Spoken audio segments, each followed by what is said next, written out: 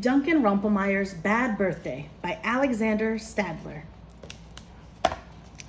My name is Duncan Rumplemeyer, and I am not a bad kid, but sometimes I act like one.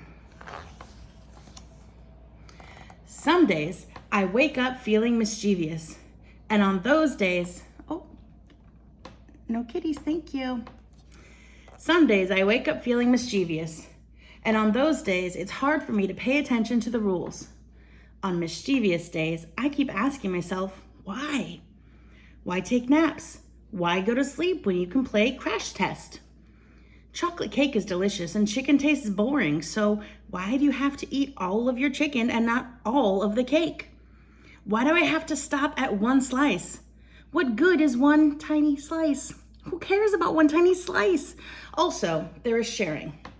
Sharing makes no sense at all. Why share?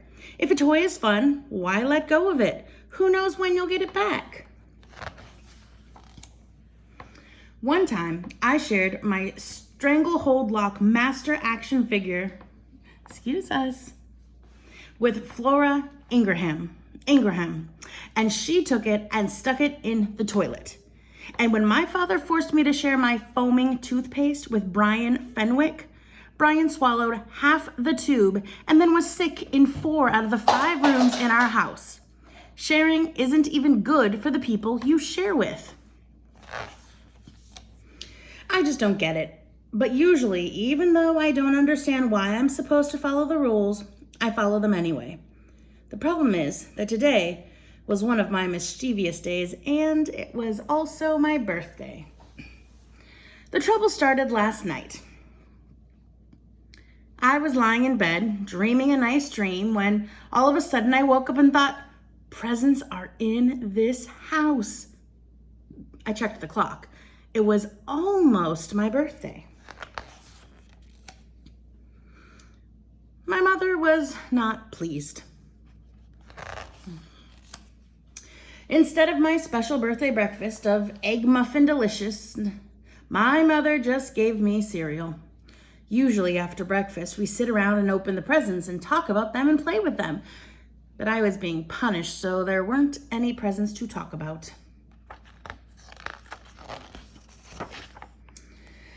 It didn't matter though, because my party started a little while later and everybody brought more presents.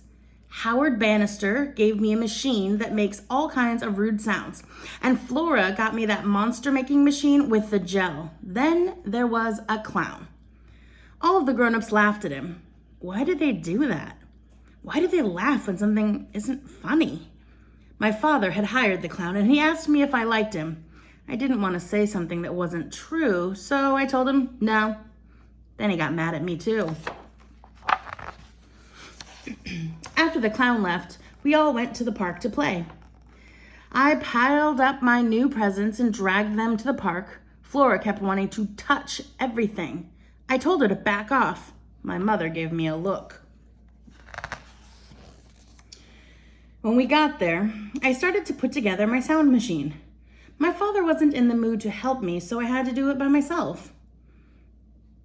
It took a really long time.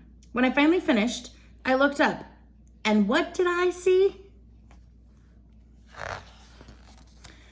Everyone was playing with my presents. Flora, Howard, even the Mancuso twins. Everyone was messing around with my stuff. My parents tried to stop me, but it was no use. I grabbed back every single toy. After that, everybody went home. Then I was thrown into prison. My parents said that people who don't share have no friends. They said that if I really wanted to have my presents to myself so badly, that I could spend the rest of the afternoon with them, trapped in my room, alone. It really didn't seem like a punishment. I played with my new toys and made a gel creature. I even invented a new rude noise that sounded kind of squishy, but there was no one to hear it. If you make a rude noise and no one hears it, is it still gross? After 45 minutes of playing, it got to be less fun. After an hour and a half, I started to feel lonely.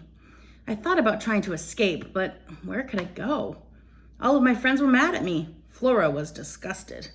When my father brought me my snack, I asked if I was allowed one phone call. I called Flora. I told her I was sorry for snatching away all of the toys the way I did.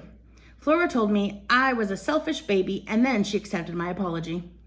After I hung up, my mother told me that I could invite Flora over for dinner if I wanted to. We had egg muffin delicious. After dinner, Flora and I played with the noisemaker. I learned a lot of things today, but the most important thing I learned is this. A disgusting sound is a lot more disgusting if someone's there to hear it.